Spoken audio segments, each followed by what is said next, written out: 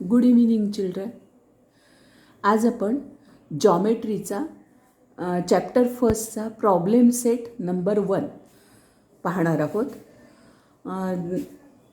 उदाहरणांना सुरुवात करण्याच्या आधी मला तुम्हाला सगळ्यांना असं सांगायचं आहे की माझ्या चॅनलला सबस्क्राईब करा, व्हिडिओला लाईक करा आणि कमेंट करायला विसरू नका. तुम्ही बघताय सगळे व्हिडिओ, टायमिंग येत आहे मला, पण तुमची कमेंट काहीच येत नाही आहे की तुम्हाला आवडतं आहे किंवा कोणता प्रॉब्लेम सेट हवा आहे. बोलल्याशिवाय मला कसं बरं समजेल सांगा. त्या कमेंट करायला विसरू नका. तर आपण सुरुवात करूया प्रॉब्लेम सेट 1ला. ह्याच्यात हा पहिला प्रश्न हा ऑब्जेक्टिव्ह आहे.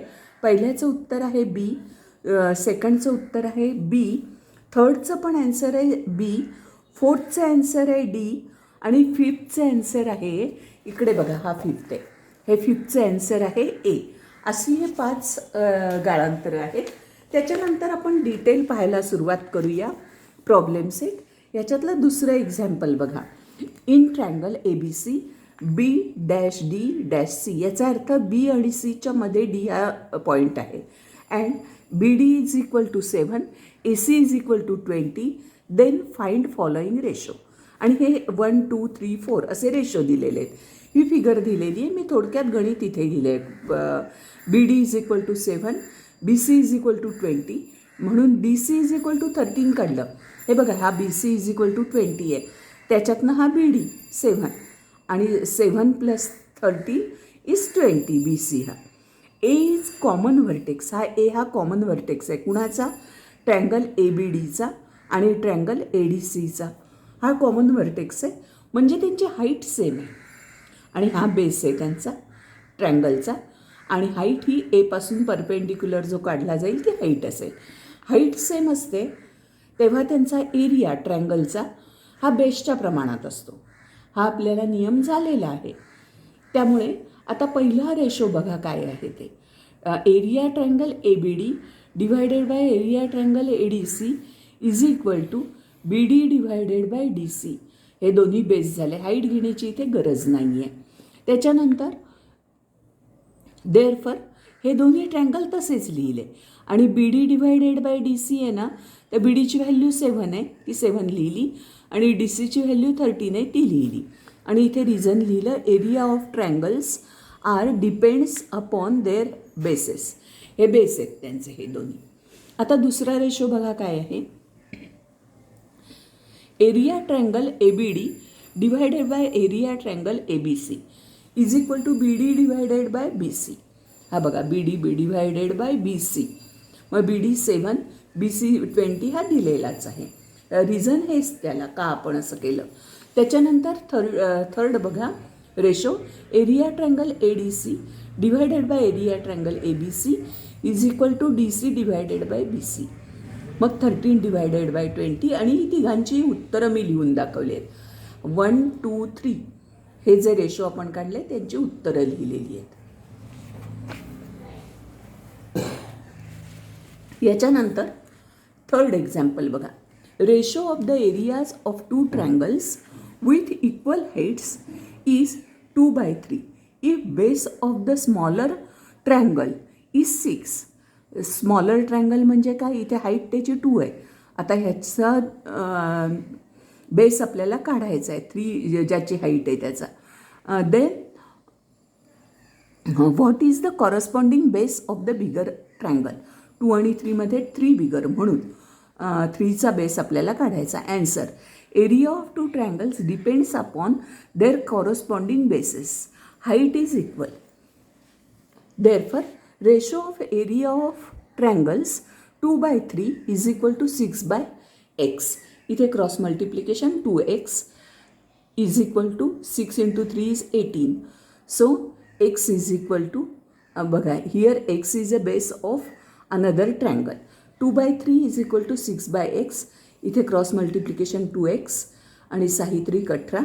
x तसाच ठेवला, 2 त्या बाजूला नेला. 18 divided by 2 is 9. Answer is the base of bigger triangle is 9 centimetre. ही फिगर आहे फोर्थ एक्झाम्पलची. आता ही पुस्तकातली बघूनच मी काढलेली आहे. Angle A B C is equal to angle D C B is equal to 90. Then area triangle ABC divided by area triangle DCB is equal to what? Answer.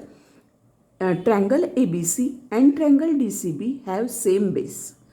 Therefore, area triangle ABC divided by area triangle DCB is equal to AB divided by DC.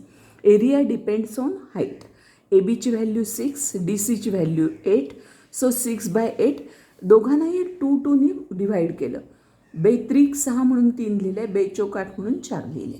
Area triangle ABC divided by area triangle DCB is equal to 4. हे झालं चौथं example. आता 5वं बघा. Example ही पुस्तकात figure आहे, माझी जरा छोटी काढली गेली आहे. PM is equal to 10. Area triangle PQS is equal to 100 square centimetre. Area triangle QRS is equal to 110 square centimetre. Find NR, म्हणजे हा NR फाइंड करायचा आहे. दोघांचाही बेस हा सेम आहे QS. Both triangle PQS and QRS have same base. Therefore, area of triangles are proportional to their corresponding heights. म्हणजे ही height आणि ही height. Therefore, area triangle PQS divided by area triangle QRS is equal to हा PM divided by NR. So 100 divided by 110 is equal to PM ची value 10 दिलेली आहे divided by NR. Therefore हा cross multiply केला, हे cross multiply केलं आणि NR is equal to 110 into 10 divided by 100 is equal to 11. NR is equal to 11. त्याच्यानंतर 6 example आहे. Triangle MNT similar triangle QRS. हे दोन ट्रँगल सिमिलर आहेत, हे गिव्हन आहे. XT इज इक्वल टू हा XT is equal to 5. YS is equal to हा YS is equal to 9. Find area triangle MNT divided by area triangle QRS. आता ह्याचं answer बघा कसं लिहिलेलं आहे मी. ह्याच्यात triangle MNT similar triangle QRS given आहे. Angle M congruent angle Q corresponding angles. In triangle MXT and triangle QYS angle XMT congruent angle YQS. हे पहिलं विधान लिहिलं. त्याच्यानंतर angle MXT congruent angle QYS each 90 degree. Therefore triangle MXT similar triangle QYS A8S angle test, हे दोन angle. मग त्याच्यानंतर आता ह्या side TM divided by SQ is equal to TX हा TX डिवायडेड बाय SY हा SY. Similar sides of similar triangle are in proportion. त्याच्यानंतर TM divided by SQ is equal to TX 5 divided by 9. Triangle MNT similar triangle QRS हे given आहे. त्याच्यानंतर area triangle हा MNT divided by QRS is equal to TM square by SQ square. Area of similar हा theorem आहे, म्हणून TM divided by SQ ब्रॅकेटचा square म्हणजेच 5/9 ब्रॅकेटचा square. 5चा square 25, 9चा 81. म्हणून ह्या एरियाचा रेशो आला 25/81. त्याच्यानंतरचं एक्झाम्पल आहे 7 एक्झाम्पल. बघा ही फिगरसुद्धा पुस्तकात दिलेली आहे, ती मी काढून घेतली आहे. AB आणि DE ह्या पॅरलल आहेत. ह्या बघा AB आणि DE ह्या पॅरलल आहेत. याचा अर्थ असा होतो A आणि C याच्यामध्ये D आहे. बघा बरं, A आणि C याच्यामध्ये D आहे आणि B आणि C मध्ये E आहे. B आणि Cच्या मध्ये E आहे असा त्याचा अर्थ होतो.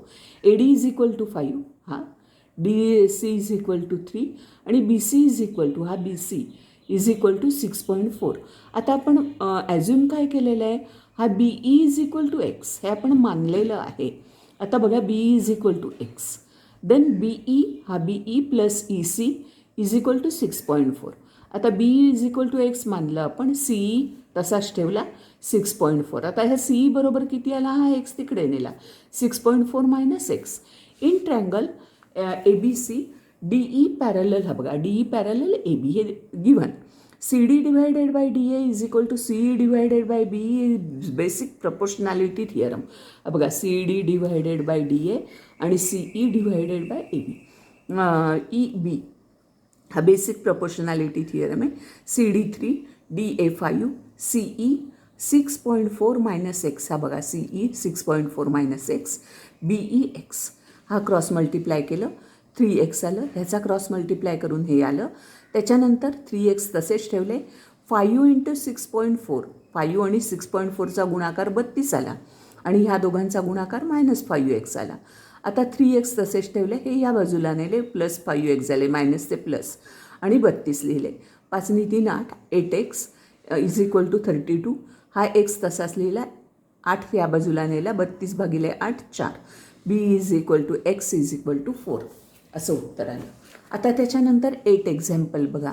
हे बघा, ही एक लाईन आहे आणि ही एक लाईन आहे, ह्या समांतर नाही आहेत, पण ही जी AD लाईन आहे ना, ह्याच्यावर ही परपेंडिक्युलर आहेत सगळे काढलेले आणि त्या परपेंडिक्युलर असल्यामुळे PA parallel QB parallel RC parallel SD, ह्या बघा ह्या SD ह्या सगळ्या पॅरलल आल्या परपेंडिक्युलर असल्यामुळे. मग AB is equal to 60, BC is equal to 70, CD is equal to 80 हे लिहून घेतलं आहे बघा मी इथे. आणि PS हा संपूर्ण PS हा किती आला 280. Find PQ QR and RS हे आपल्याला विचारलेलं आहे. म्हणून SQ divided by PQ is equal to DB divided by AB हा property of 3 parallel lines theorem. त्याच्यानंतर मी कॉम्पोनंडो केला. हा SQमध्ये हा PQ ॲड केला, हा SQमध्ये PQ ॲड केला आणि PQ डिनॉमिनेटर छेदात लिहिला. DB हा पुन्हा AB ॲड केला, डिवायडेड बाय AB हा कॉम्पोनंडो झाला. आता SQ आणि PQ फिगरमध्ये बघा SP होईल या दोघांची बेरीज केल्यावर रेषाखंडांची, डिवायडेड बाय PQ. DB आणि AB याची बेरीज केली तर DA येईल आणि divided by AB addition of segment. आता SPची व्हॅल्यू 280 दिलेली आहे 280. त्याच्यानंतर PQ हा DA आहे. DA कशाचा बनलेला आहे AB अधिक BC अधिक CD divided by AB is equal to ह्या व्हॅल्यूज दिलेल्या आहेत 60 + 70 + 80 डिवायडेड बाय 60 ABची. मग ह्या सगळ्याची बेरीज आली 280, सॉरी ही 280 आणि PQ हे दिलेलं आहे वरच्या स्टेपमधून. ह्या सगळ्याची बेरीज आली 210 डिवायडेड बाय 60, हा AB 60. म्हणून PQ काढला क्रॉस मल्टिप्लाय करून, तो आला 80. हा PQ इज इक्वल टू 80 लिहिला. AB divided by BC is equal to PQ divided by QR. मग ह्या व्हॅल्यू लिहिल्या आणि QRची किंमत केली इथे क्रॉस मल्टिप्लाय करून. ही बघा ही QRची व्हॅल्यू आली 280 डिवायडेड बाय 3, ती इथे लिहिली 280 डिवायडेड बाय 3 आणि त्या उत्तराला चौकोन केला. PQ + QR + RS is equal to PS. या सगळ्यांची बेरीज केली की PS रेषाखंड येतो. आकृतीवरनं चेक करा. यांच्या व्हॅल्यूज मी लिहिल्या आणि RSची व्हॅल्यू माहिती नव्हती म्हणून RSच लिहिला. हा या बाजूला नेला आणि RSची व्हॅल्यू काढली, ती आली 320 डिवायडेड बाय 3.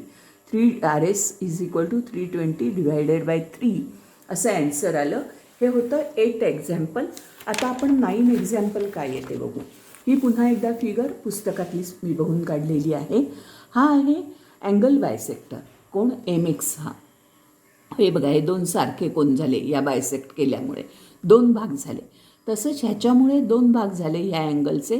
कोणता अँगल PMR याचे 2 भाग झाले म्हणून मी इथे हे 2 समान कोणाने दाखवले. हां त्याच्यानंतर क्वेश्चन बघा काय आहे. In triangle PQR segment PM is median. ही बघा ही PM ही मेडियन म्हणजे मध्यगा, म्हणजे M हा मध्यबिंदू mid point.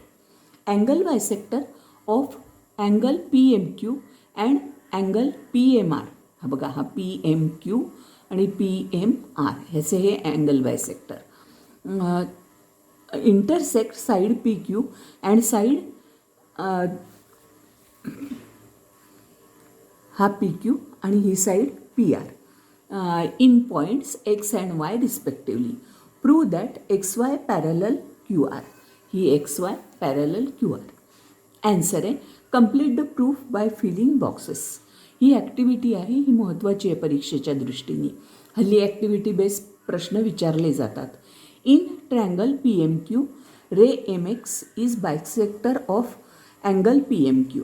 PM divided by MQ is equal to PX divided by XQ. Theorem of angle bisector.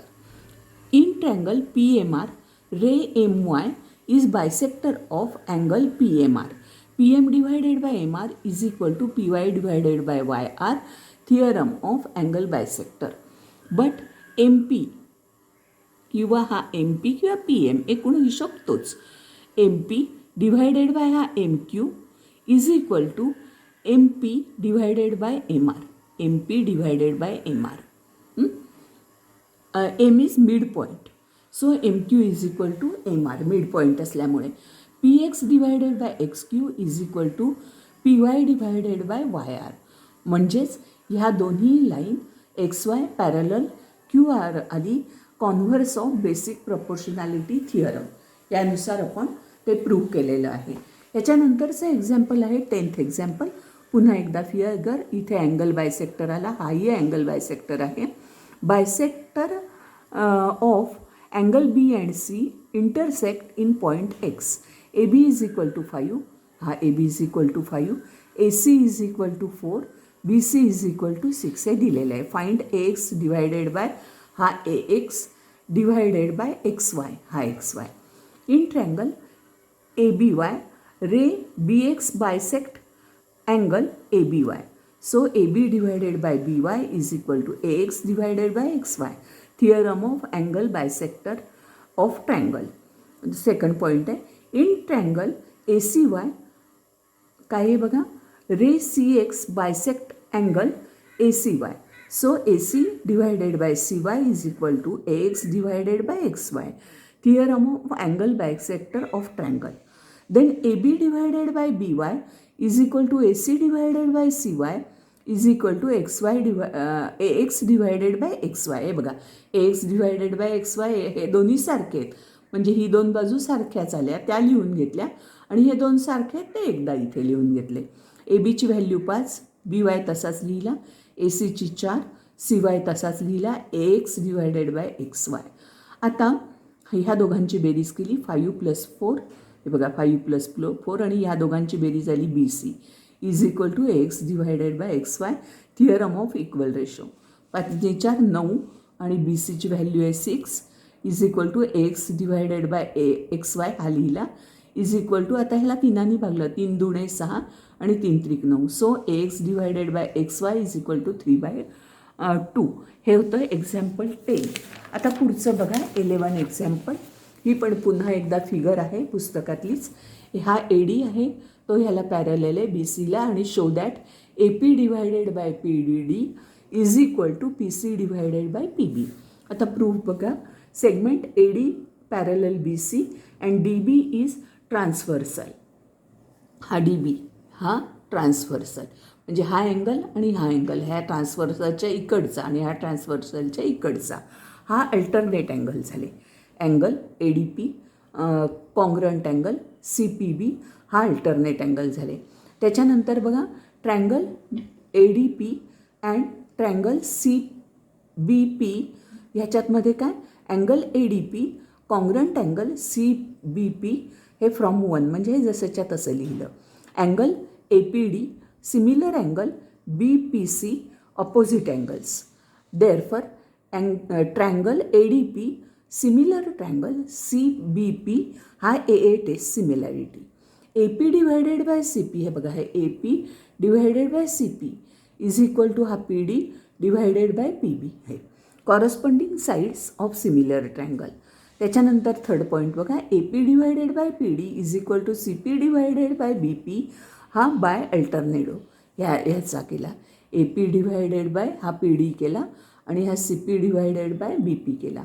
That is A P divided by P D is equal to C P म्हणजेच P C divided by हा B P. हे होतं 11th example. ह्याच्यानंतर 12th example बघा. ही पण activity आहे. ही आणि ही लाईन्स पॅरलल आहेत. X Y parallel A C हे बघा X Y parallel A C. If 2xy is equal to 3xy and xy is equal to 9 complete the activity to find the value of A C. आपल्याला ह्या ए सीची value काढायची. Answer 2x is equal to 3bx हे दिलेलं आहे. 2ax is equal to 3bx. हे फक्त आपल्याला काय ax इथे आहेच हा bx इकडे आणायचा आणि 3 आहे तर 2 इकडे न्यायचा म्हणून 3/2. AX divided by BX is equal to 3/2. हे आलं की पुढचं गणित तुम्हाला आलं.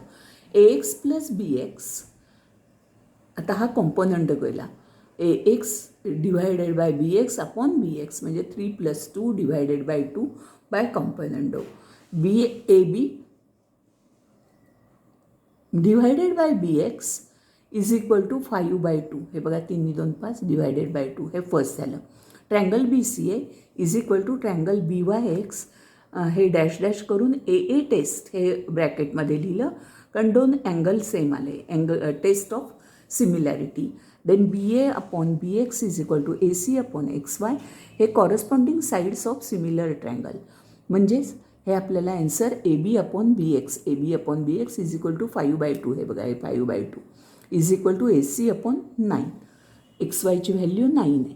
म्हणजेच इथे ACची व्हॅल्यू आपण क्रॉस मल्टिप्लाय केलं म्हणजे 9×5 45, 45 भागिले 2 म्हणजेच 22.5. हे आपण याच्यावरनं काढलं आहे आन्सर. आता लास्ट एक्झाम्पल ह्याच्यातलं आहे, हे स्टार मार्क एक्झाम्पल आहे, हे इम्पॉर्टंट आहे. इथे हा स्क्वेअर त्यांनी दिलेला आहे. कोणता? GFED किंवा DEFG हा स्क्वेअर दिलेला आहे. बघा इथे दिलेला आहे. आणि अँगल A हा 90 डिग्री आहे. Prove DE square is equal to BD into EC. Prove बघा, हा DEFG हा स्क्वेअर आहे, गिवन आहे. स्क्वेअरच्या चारही बाजू सारख्या असतात चौकोनाच्या, चौरसाच्या, म्हणून ह्या बाजू सगळ्या लिहून घेतल्या. म्हणजे DE, EF, FG आणि GD ह्या सगळ्या बाजू साईड्स ऑफ स्क्वेअर अशा लिहून घेतल्या. त्याच्यानंतर बघा, angle GDE is equal to angle DEF is equal to 90. Angle of स्क्वेअरचा प्रत्येकच अँगल मुळी 90चा असतो. Segment GD perpendicular side BC, segment EF perpendicular side BC. In triangle BAC and triangle BDG, angle BAC congruent angle BPG each 90. Angle ABC congruent angle DBG. Therefore triangle BAC similar triangle BDG ही AA test, आणि triangle BAC similar triangle FEC हे त्याच्यावरून आपण prove केलं. त्याच्यानंतर बघा हे लिहून घेतलं, BDG सिमिलर FEC हे लिहून घेतलं. त्याच्यानंतर BD हा BD लिहिला आणि EF हा EF डिवायडेड बाय केला इज इक्वल टू हा GD आणि हा EC, GD आणि EC कॉरस्पॉन्डिंग साईड्स, आणि हा BD तसाच लिहिला. त्याच्यानंतर हा EFच्या ऐवजी फक्त आपण DE लिहिला आणि DE डिवायडेड बाय EC लिहिला. म्हणजेच ह्या दोघांचा गुणाकार केला, DE square is equal to BD into AC. इथे हा प्रॉब्लेम सेट नंबर 1 संपतोय. मला अवश्य कळवा की तुम्हाला कोणते प्रॉब्लेम सेट हवेत आणि तुम्ही अभ्यास कसा चालला आहे तुमचा, तुम्हाला काय मदत हवी आहे, अवश्य कळवा मला. आणि माझ्या चॅनलला सबस्क्राईब करायला प्लीज विसरू नका. धन्यवाद.